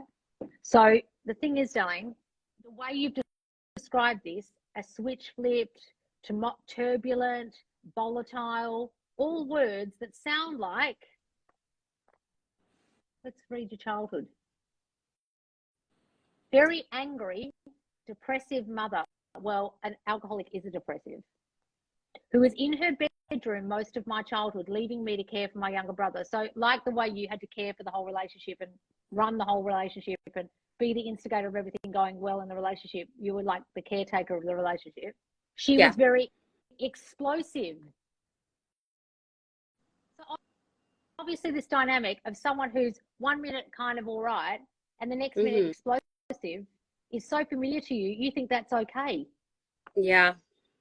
Standing outside as a person who'd never met you before and listening to these stories, they'd be going, why is this girl staying in these relationships? Yeah. It's not okay. That's not normal. So none of this is about those SPs. You know that. But you've kind of just told me about them for 15 minutes. Yes. Which is totally irrelevant to this call. I know why you're telling me. Yes. But it's not about them. So Dad was really never home. Very busy firefighter. So classic case of when he got home, we didn't spend time together due to him being tired. So I'm really surprised that your fear 3 isn't higher. but you have a massive fear too. And a lot of you, when you answer the questions, I think when you answer the questions in the self-concept course, some of you, the leaving me is the product you're actually thinking. The leaving me is the thing you're most fearful of, but you're not identifying what you're really thinking before you think they're going to leave, right? And when you just said before, the reason why I put up with this is I don't want to be by myself. I think a lot of your stuff is I need someone with me. I need the love. I need the care. I need the time. I need the attention. I need the affection, but I'm not getting it. So I'll just put up with whatever I get because it's better than not getting it. Yeah. I'll just take like the shitty end of the stick is better than no stick at all. Yeah, I've definitely felt that way. Yeah. So what's then happening is that's all you're getting. Because you're kind of, your mind's going, well, this is love, I guess. This is it. Like 1 minute they're there, 1 minute they're not. 1 minute they're explosive, 1 minute they're peaceful. 1 minute I'm worried about if they're coming back, next minute they're back. This is just what it looks like. But darling, that's not what it looks like. Right? Right. Now, he can go and do all the fucking rehab, but it's totally relevant to you. Right? My old SP did therapy, had 2 children, totally got his shit together. But if I got back together with him, which I don't want, but if I did, he would turn back into the old SP who was an alcoholic and da-da-da. If I let my mind go to, this guy's going to be explosive or change, or I can't trust that he's really the guy he says he is, right? So I wonder if, even if these people are having rehab, you're going to trust that they're going to stay that way? I don't know. Like, it's hard. I mean, it's hard to think about. Like, I mean, because I saw him. You don't know. If you said you don't know, the answer's no. Yeah. If you can be 100% sure this person's totally transformed and like, of course they wouldn't treat me that way. Of course they'd be perfect with me. Of course I wouldn't be waiting for the other shoe to drop. Then yeah, you can go and have a relationship with that person. But if you've got a slightest bit of doubt, oh yeah, you still think you're not going to be treated like you're the priority of them. You're still going to be treated like you have to run the relationship. You're still going to be in a situation that any moment might change and might turn volatile or turbulent or different or not what you want. Yeah. Right? Yeah. Yeah. So what that's exactly I'm what saying is that that's so familiar to your mind, this feeling of like, well, this is normal. It just being 1 minute great, 1 minute not. Okay. That you don't know any different, but that's actually not normal. Yeah. That's not enough. No, that's not enough for you. Right. So tell me what it was like when you were a kid and your mum would be, what do you mean explosive? What would she do? I mean, my mom, she was just very secluded. She was very secluded. Like I had to take over a lot. Like I have a brother who's 5 years younger than me. So,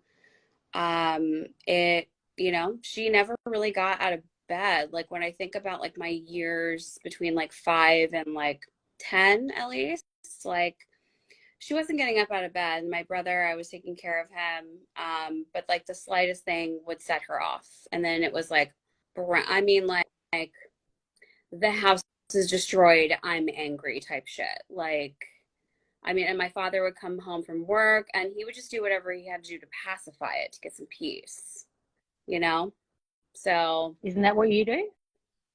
Yeah, 1,000%. Yeah.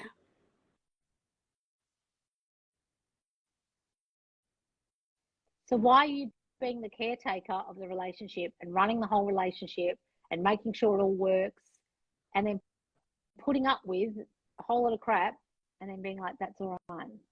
Did you just hear what you just said? Yeah.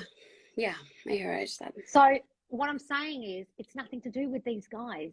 You are literally picking a person who's going to be like that. Who's the person in this room who's not going to give me their time?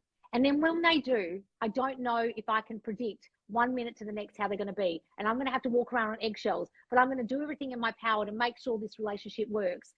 But I'm so afraid they're going to leave me. I'm just going to put up with it.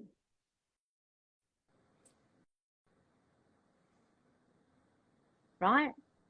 And then they're going to treat you like that. Okay. Absolutely. So if you think about the way your dad felt in the relationship, you could put your head in your dad's mind of just keeping the peace. Why do you think your dad stayed? I think my dad stayed because of my brother and myself. I think that my dad felt, I remember watching like a huge meltdown with my parents. My father had cheated on my mom with her best friend. And I can remember that being like a pivotal turning point in our family. So I think he felt a lot of guilt from that. I think that's a lot of what contributed into How that. old were you when that happened? Probably 6 or 7. That's quite young. Yeah. How do you know that that's what happened when you were that young? I remember it really vividly, and I have been told about it many times by my mother. Lovely. And what did she say? Just, my dad betrayed her, and, my mother was always somebody who unloaded a lot of stuff onto me that you shouldn't unload on a child. So I just knew way too many details. Like, I don't think, like, in the the section of what I discovered and the course about myself is that I wrote down that I just remember like feeling like I had to grow up at a certain point. Like I was half allowed to be a child. And then it was the other half very much like, well, you're going to listen to me. You're going to listen to what's going on in our family. Like just shit that I would never tell a child. Stuff that I wouldn't, like when I look back, I'm like, wow, I really shouldn't have been privy to any of that. I really, yeah. Mm-hmm. So that's how I knew about it. And have you ever worried that your partners will cheat? Have I ever worried that my partners will change? Cheat. Oh yeah. Cheat? That's a funny one. So it's not so much a cheating thing as much like, okay, like let's make cheating not a person, but cheating is something else. Because like when it comes to like another woman, no, I think that like I'm the superior woman. Mm-hmm. But when it comes like you're choosing alcohol over me, or you're choosing your friends over me, or you're choosing work, yes. But another woman I would laugh at because I feel like no, I'm the best woman. Like I have that. So when it comes to that, that's what I would feel. Do you think you're choosing people on purpose who need you? Oh yeah, probably. Yeah. Why? I think it's because I'm just so used to fulfilling that role with people that with like my intimate connections, like I don't know, the things I did for SP1, a lot of shit that I did that I'm like, I look back right now and I'm like, you didn't need to do all that. Like, I feel like I do a lot of things to be like, see, I'm worthy of love. See what I can do for you. I'm great. That's why I'm saying I don't think your main fear is leaving. I think it's your main fear is you're not going to give me the love. So I'm going to do all the things and be all the things and be the caretaker of this relationship so you don't leave, so you give me the love, so that fear that I hold doesn't happen. But really it's because I think deep down I won't get those things because I didn't experience those things, or I'm so fearful those things will be taken away that I just do everything I can to stop that being taken away. Right? And so, yeah. But the problem is you're actually picking people who make you feel that, who give you that feeling like I'm needed. If I can be needed by you, if I can give to you, if I can be the adult in this relationship, if I can caretake for you, if I can almost be the parent to you, then you will need me and you'll never leave because you need me so bad. Yeah. If you're that little bit fucked up, you're going to need me because you're all fucked up. Uh-huh. Yeah, you're pretty much hitting it on that. Yeah. Right. So thing is, darling, then when they turn up great, what are you going to be in the relationship? I don't know. That's why I'm here on this coaching call. Right. But the thing is, if someone turned up all perfect for you and was prioritizing you and giving you the love and being their own parent and not having to rely on you, you'd feel real fucking weird. Right? So unfortunately, you've been put in that kind of like parent-child relationship, and it's been flipped so early on that you don't know any different. Yeah. And when a man's an alcoholic, they kind of act like fucking kids. Oh, yeah, they do. Yeah. And so you're actually caretaking for like a semi-child man-child. Yeah. That feels familiar to you, darling. And then you feel needed, and then you feel like they won't leave because they need you so bad. Yeah. And then they're nasty to me, and I'm like, oh, this is just like my mom. It's fine. Right. But that's not fine. It's not. And as much as it will hurt you, your mind will just go, oh, well, this is normal. This is what relationships look like. I mean, my mother could be horrendous in what she would say, like vicious.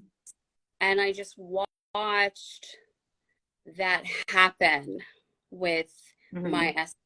He did not start off that way. Again, we've known each other since we were kids. It did not start off. And one day it was just like it happened, and I was like, holy shit. I remember being so shocked. Like I couldn't believe that happened. But what happened? Just one day he was just nasty. Like he had never been that way. Yeah. So I mean, it makes sense now. I get why. So that's why I'm like, okay, there's a pattern here. There's a thing. Can I just stop for a second? Brittany Brooks, I want you to say that ever again. You're doing saying shit like that in my chat. Men never grow up. Laughing emojis. Ask yourself why you just wrote that. Fuck me. Okay, so listen, Thea. The thing is that I need you to uncover for me what it is you actually want here. Because what are you doing on the call? I want to be able to sustain I don't want to have this feeling of like they have to be a little damaged or anything like that. But do you want these people back, or you just want a good relationship with someone? So I do want my SP back. I do. Which one? The one who's in rehab? The one that's in rehab. The SP2 is and I really don't have anything negative attached to him at all. Yeah. The only thing that happened is I haven't loved how the communication has been, but that's it. So for you to be in a relationship with this old SP, the one that's in rehab, you're going to really have to get rid of the story of him, the real bad story that he turned up shitty, when he turned up shitty. I watched your video, so I did write all of the old shit out, like all of it that I could like drum up, and I ripped it up, burned it, threw it away, wrote an entire new story, and I read that for a little while. I revised our breakup. This is like back at the end of I believe March. So I did all that then. So I done all that, and I mean, honestly, from there I just really dove into my self-concept because why does this shit keep recreating? I'm just going to move to where my charger is before my phone runs out. Yeah. Sure. And then from there, I ended up with SP2, who I think is actually pretty fucking awesome. So, okay, I would like to explore that further. But I'm like, why is your communication half-assed? I'm like, all right, well, all right. But of course it is, darling. Of course it is. So now we've uncovered that you think you have to do all the work. We've uncovered that you have to parent everybody, that you run everything like you're running a household, that you anticipate that the person is going to turn up shitty at some point and betray you or not turn up great. Then there's no point you asking, why is the communication bad? You know why. You've got an expectation that it's not going to turn out well. Someone put that in your mind. Yeah. You've got an expectation that you're going to have to force the relationship or be the caregiver or do the doing because you always did. So there's no point asking, why are they not calling me? You've got a story that you have to do all the work. So there's no point asking that. Like, cause I said, why aren't you ringing me? Well, I know why you're not ringing me, because I don't feel chosen. Well, what the fuck am I asking you for? Mm-hmm. Right? So I really need you to identify here, instead of talking about the other people, because you're still talking about them a lot, I need you to go, what do I want to feel about me?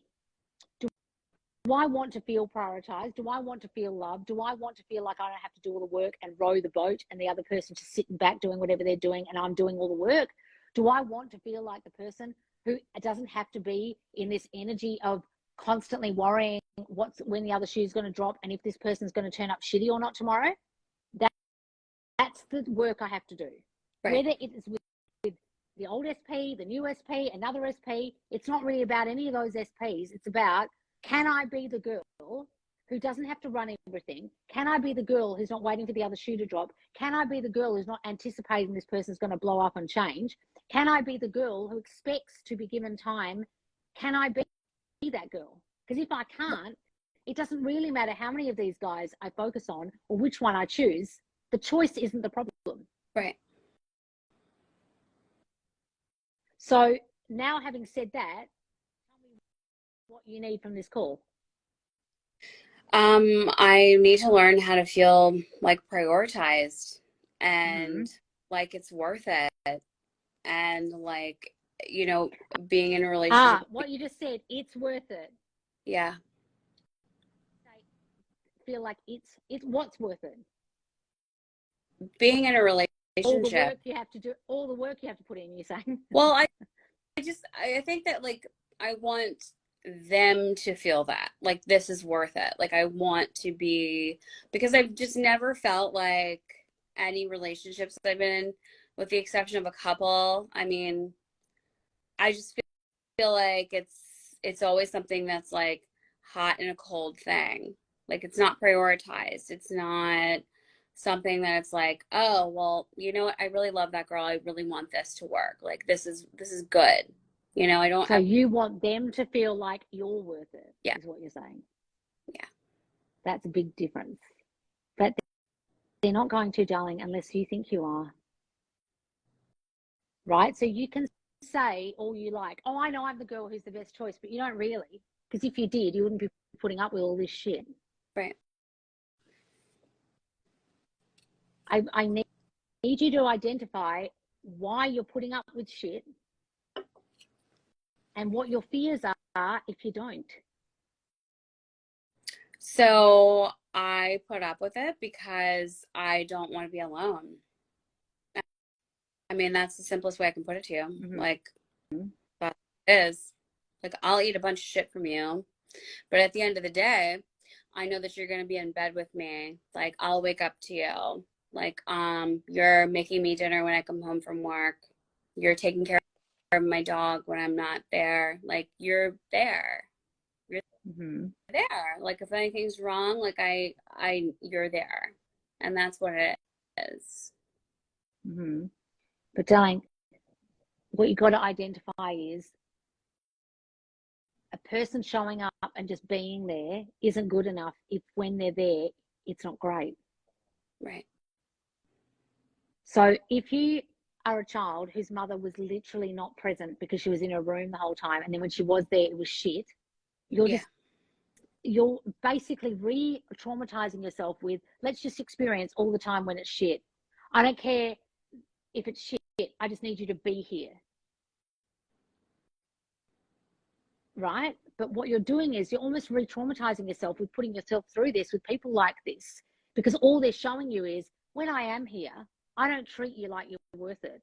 When I am here, it's all on my own terms. When I am here, it's all about me and my emotions and my emotional outbursts. It's not about you.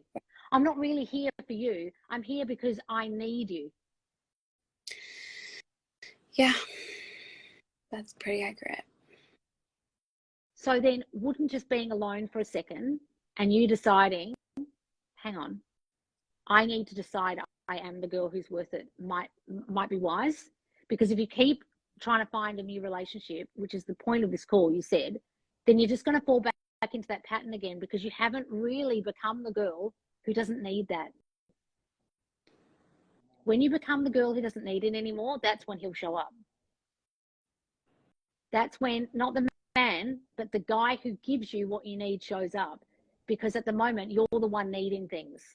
When you give yourself attention and time, and you tell yourself you deserve good treatment and someone who's there for you and someone who gives to you and loves you and gives you time and attention, and you don't have to do anything in return, that's when that guy will show up doing that, whether it's the old SP, the new SP, another SP. But until such time as you start telling yourself that you're not going to be the girl who just puts up with the bare minimum of relationship, which just seems like presence. That's absolutely right. Yeah. Right. So the presence does not a relationship make. Right. Just like being a mother, you're not a very good mother if all you are is just there. Mm-hmm. You've got to actually be there for your child and give them love and emotionally regulate yourself and give them time and attention and look after them. You can't just be there in your room locked away. That doesn't make you a mum. Right. Right? But you're putting up with that in the relationship. Like, as long as you're here, I feel like I've got something. I feel like I'm worth it if you're here. Right? But what I want, I didn't even plug my phone in. Here I'm sitting, I'm good, go away.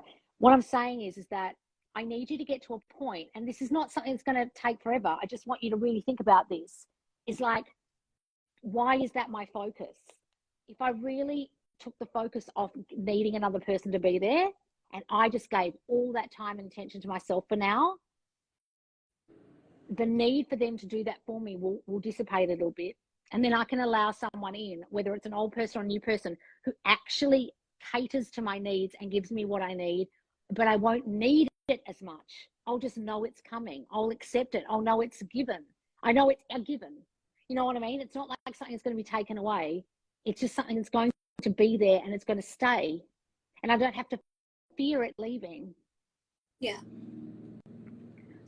So if you can stop yourself every time you feel like you need to parent or do or instigate or initiate or give, because you sound like a massive overgiver, right? I'm a mess overgiver. Right. Yes. Okay. And then you're putting up with shit just so the person sticks around, and you give and give and give, and then you feel like, fuck, you don't give me anything in return. Yes. Right? But then what you do get in return is so minimal and so breadcrumby and so kind of just average, but you take it. Yeah. So I want you to really focus on, for the next 2 weeks, giving to yourself, okay? Giving yourself the time and attention, doing things for yourself, even like self-care things, like going and getting your nails done, going and giving yourself time to go and meditate or go for a long walk or pay attention to yourself. I'm actually taking vacation for just myself. Next month, I'm just going to Puerto Rico by myself. So that is coming up. Good. But what I also want you to do, darling, is start telling yourself the kind of relationship you deserve. I deserve a man who is there for me always. I deserve a man who can regulate his emotions. I deserve a man who could totally look after himself. I deserve a man who can also look after me and does things for me and is there for me and gives me his time. I deserve that guy. And that's the only guy I'm going to accept. I deserve a person who spends all their time with me. And if they're not with me, they're thinking of me. I deserve a person who puts me first, not their issues, not their emotions, not their job, not their drink in their hand. Me. I deserve that. I'm worthy of that. I'm that girl now. I don't put up with anything less than that. And if someone presents to me that they're still showing that to me, well, shit, I mustn't have convinced myself strongly enough that I am now that girl. Yeah. And anytime anyone shows up shitty still, I've got to think, why am I accepting this? Why am I thinking this is all right? This is not all right. Yeah. And it can be the smallest thing. It can be like, you're sitting with someone and they're looking at their phone, not paying you attention. And you start thinking, what am I thinking about the situation? Am I thinking they're not paying me attention? Am I thinking I have to do something to get their attention? Oh, it's still showing up. So what am I thinking about myself that's causing this to show up? Yeah. Right? So instead of having the aim here of like, I'm going to do this to have the good relationship, and I know we all want that, and that's not a bad thing to want, obviously. We all want that. But I just want you to take a little bit of a step back here and go, but even if I get the relationship, if I don't discover that girl in me that knows that she deserves the best treatment, this guy could show up great, but I'm going to turn him into one of the other dudes. Or the guy from rehab will show up all reformed and he'll go back because I still have the thought that I have to do and I have to give, and I worry that you're going to leave, and I worry that you're going to hurt me, and I would rather you be here and be shitty than not be here at all. Yeah. So when you go on that vacation and you are all alone, start really listening to your thoughts about what feeling all alone feels like. It might scare you because your mind doesn't really like it. No, it doesn't. And which is why I feel like it's funny to do it, because I feel like I'm like, I need to do this. You need to do it. Yeah. So maybe use that time as like, you know, like when she goes to, in that movie, Eat, Pray, Love, and she goes to the place where you just have to meditate and you can't talk. What was that? I told my friends that's what I was doing. I was like, this is my Eat, Pray, Love moment. Exactly. Right. So you're going to be like, the one who does silence and doesn't talk, you know, whatever. But you're going to end up like Julia Roberts going, oh, fuck, get me out of here. Right. Because your mind's still going. But what you need to be doing while you're there is observe what's happening in your mind that's going. You're not going to turn into that girl who can be silent for 2 weeks straight away. I want you to be Julia Roberts, observing your thinking and going, what am I actually thinking while I'm here? And what did she start thinking? She started going, oh, maybe I'll go back to my old boyfriend. Maybe I'll call him, or maybe I'll find another guy. She started, like, instead of like being with her thoughts, and she started going straight to like, maybe I'll get in a relationship again, or maybe I'll ring James Franco. I was like, no, that wasn't the point. Yeah. So you just really, you know, what you're thinking when you're in those moments, when you're on that holiday. Because when do you go? I go June 10. Okay, that's soon. So Yeah. in between now and June 10, I really want you to start telling yourself all those things, like, I am the girl who's worthy of this, that, and the other. That I'm not going to put up with this, that, and the other anymore. That's not what a real relationship looks like. That's a shitty relationship. And then I want you to write what the ideal relationship looks like that you really want. Not what you think you can get, not what you think you can get from one of these guys, but if you, in an ideal world, could have it, what would it look like? And what would you not have to be doing? What would you not have to feel anymore? Uncertain, shaky, waiting for the other shoe to drop. You would feel secure and safe and loved and needed, but also that they give to you. Right. You don't have to be anything or do anything to make them happy. You don't have to do anything or be anything for them to stay. Right? That's what I really want you to focus on, because if you keep focusing on the relationship as the thing, like, oh, how do I get this good relationship? It's like, well, you're not going to yet until you can decide that you deserve that good relationship, darling. Yeah. Yeah, and that makes perfect sense as to why I've seen through the past year what I've seen play out in my 3D, for sure. Mm-hmm. And also, darling, the thing is that then you can decide when those people come back fully reformed if you actually want those people, and sometimes you won't want them. Mm-hmm. And you will experience them anew, and you'll think, oh, what you were giving me before wasn't enough. I want someone who gives me more than this, right? Because you suddenly feel like what being given things and being loved feels like, and you think, I gave that to myself. I know what that feels like. This isn't enough for me, regardless of how reformed you are, or how much you love me, or how much you give. You're kind of not the right person now for the new me. And sometimes those guys when they were all about themselves and caught up in their own emotions and their own issues, blah, blah, blah, they become a bit ick later. And they might not, and he might come back fully reformed, and you'll still want him. But you might find that they don't seem so attractive anymore. Right. Because you I don't definitely want to be, feel with the old ex, this is well before I knew about any law of assumption. I mean, he's trying so hard, which I have to laugh at because I'm like, I have no interest with you, like zero. And I mean, blowing up my phone, asking me to come see him, and I'm like, I don't want to see you. Like, no, you don't. But the other thing is, you might have to observe about that is, this feels weird. Why are you so into me? And I did. I totally did, because I was like, and I've noticed this in my past where I would be like thinking about one guy, and you want one guy to text you, one guy to be calling you, and you look at your phone and you're like, ugh, you're not the right one. You're not the right one. Right.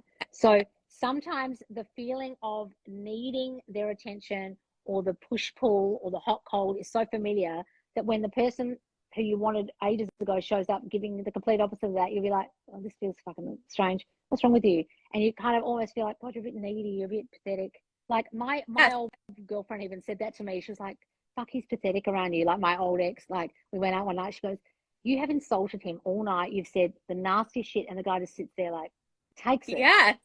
And the more he was like that, the more I was like, because there was no push pull, there was no and that's exactly. There was no, and for me, that's what love feels like. Love feels like hot, cold, volatility.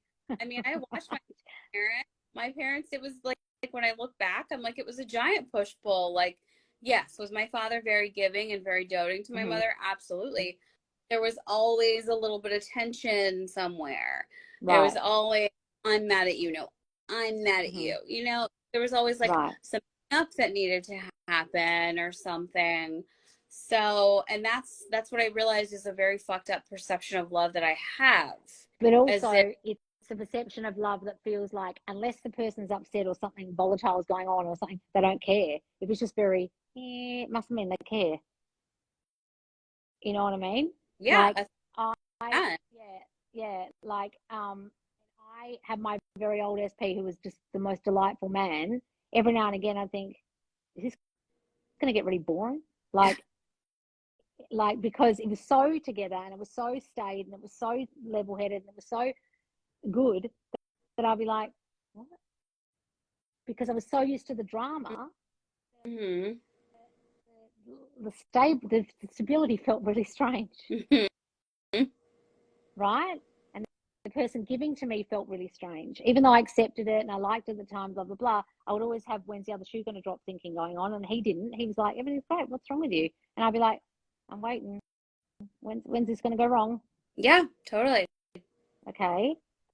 So I want you to just go away. I want you to paint the picture of who you would be in, just forget all these guys just for now, and just paint the picture of Thea, who is in the relationship that she feels is stable and secure and loving, and the person gives to her and prioritizes her. What would she be like?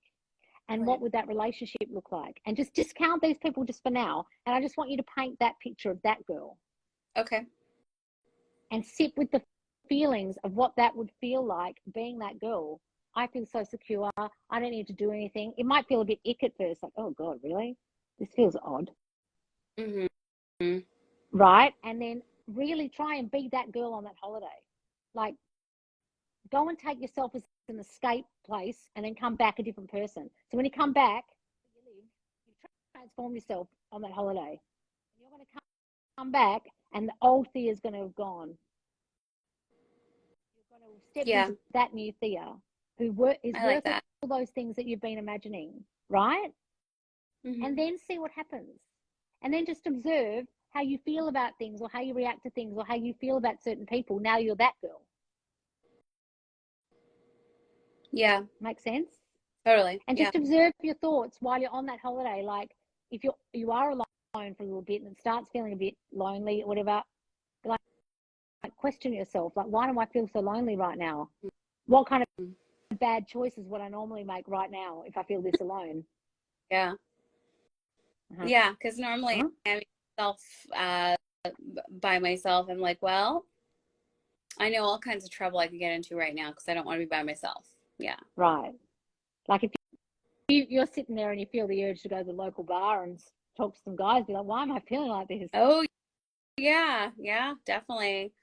I mean, my old ex, that was a very, like, he's not either of my SPs, but that's why I find it so funny he's popping up, because that was always something I could rely on him to always be there. Mm-hmm. And I'm in a relationship with him for like 5 years, just because, like, I knew, like, whatever, it didn't matter. He would just be there.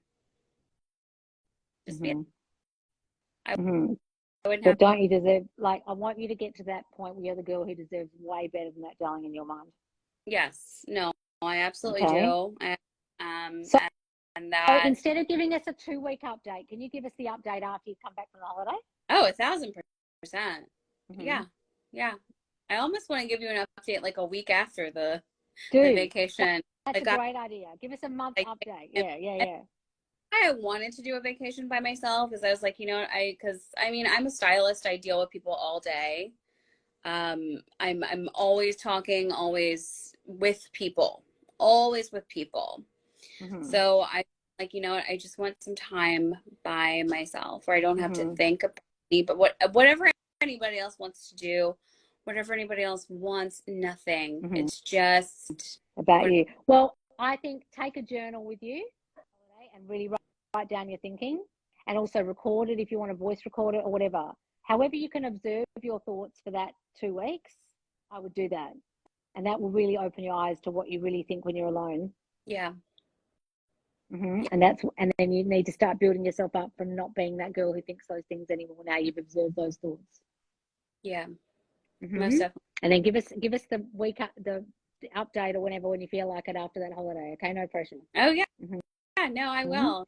It's gonna be good. I mean, a lot of really good shifts just in how I feel since doing the self-concept course. And so my other question is, do you think that there's any affirmations or things I need to update with my sleep tape?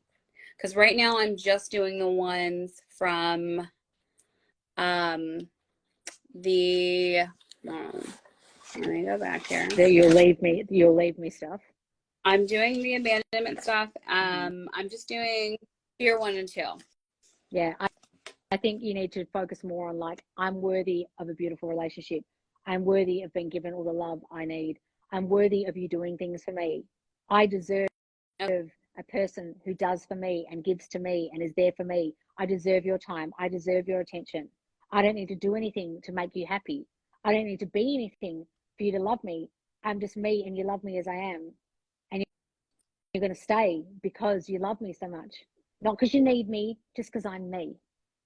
I don't need to give to you or be something for you, or I don't need to mother you or parent you or give to you. You're just going to be here because you love me so much. Right? Things like that, because I think you need to focus on the loving and the time the person and attention the person's going to give you, not worrying about them leaving. Yeah. You've got to think, why do I think they're going to leave? That's about me. I mean, I think they're going to, I mean, my dad, I guess, was my stability, and he was not there, rotating. So you can say, I deserve a love that's stable and consistent and makes me feel secure. Things like that. Yeah. And I make myself feel secure, and I make myself feel safe, and I don't get shaky, and I don't have to do anything to make you love me. All those things. Right? So go back to the course maybe and look at the affirmations for the love me, you won't love me affirmations, and that might help you as well. Okay. Okay. So get back to us after your holiday, darling, and really focus on you and your new deservingness and your new worthiness of this new you that doesn't put up with shit and gets the good relationship. So what were you going to say? Oh, I was going to say, I think that one, I think I had like 5 points below. So yeah, it was hard. But sometimes the ultimate fear seems like the strongest fear, but that's a result of feeling like you won't be loved. Like, because you don't love me, you'll leave.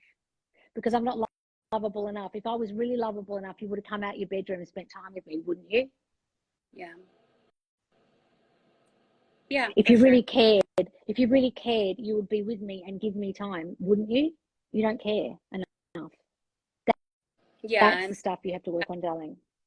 The whole you don't care thing is, yeah, that makes sense. It's like, if you cared about me more, I would have got X, Y, Z. Yeah, absolutely. But you've just got to identify your mum had her own trauma that had fucking nothing to do with you, and that doesn't reflect on the child you were or not being loved, darling. She just couldn't love because she didn't fucking know how, because she was caught up in her own mind, I do want world. to mention, when I started looking at your stuff, I revised a lot of my childhood. It's probably like a year and a half ago, maybe a year ago. And it definitely deserves mention. The relationship with my mother changed completely. Like, I mean, we went from not speaking to each other at all. I mean nothing. Like, and I hated it. It was horrible.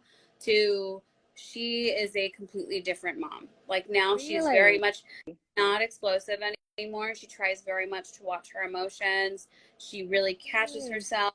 We've gone out and done things together that I would have been like, oh my God, I'm never fucking taking her anywhere. But like, I was even so nervous doing some things with her. I'm like, oh my God, she's going to ruin everything, but she didn't.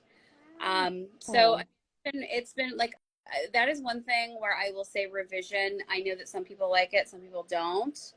That works. But yeah. I revised just certain elements of my childhood. I actually did coaching with Elaine a long time ago.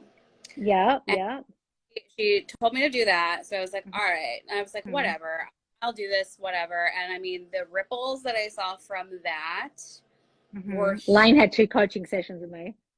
Oh yes. When I watch her stuff, I'm like, oh, she's the laws person. I know, she blocked me. I can't see her content, but yeah, okay. So the thing is, darling, if that worked for your mum, why is your relationship? If that really works for you, go do it.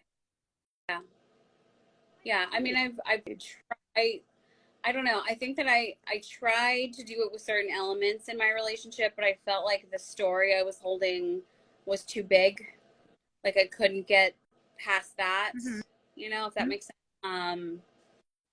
So that's why I would try it. I would try it if it helped you. Go and try it. What's the harm in it? What's the harm in it? So, okay.